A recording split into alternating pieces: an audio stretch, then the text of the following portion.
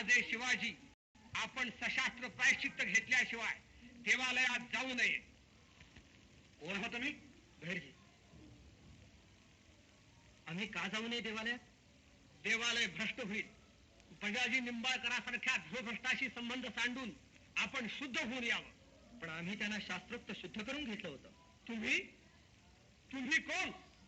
तुमचा अधिकार नव्हता तो. अरे वारे पंडित, ते काय नाही. महाराज, आपण चालायचं. सत्ता संपत्तीच्या जोरावर जुलूमच करणार असाल तर मोगलाई काय वाईट होती? राजांना, शिवाजी महाराजांना आपण मानित नाही. नाही. सत्ता संपत्ती आणि सैन्य एवढ्यानच मनुष्य राजा होत नाही. अभिषिक्त राजाशिवाय आम्ही कुणालाही राजा मानित नाही. आणि नकाच मानू.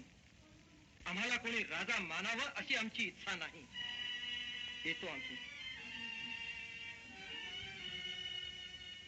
चला, देवळातील देव यांच्या पूजे अर्चेसाठी ठेवून आपण देशभर पसरलेल्या महादेवाचं दर्शन घेत राहू.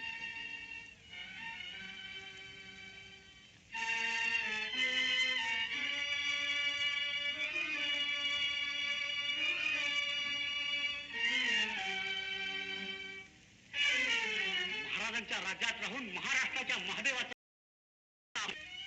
पण याद राखा, महाराजांची तलवार संपून महाराष्ट्र स्वतंत्र झाला असता तर तुमच्यासारखे पोथीतले पंडित किडे गुलामीच्या मोरीत आधी सडक पडले असते.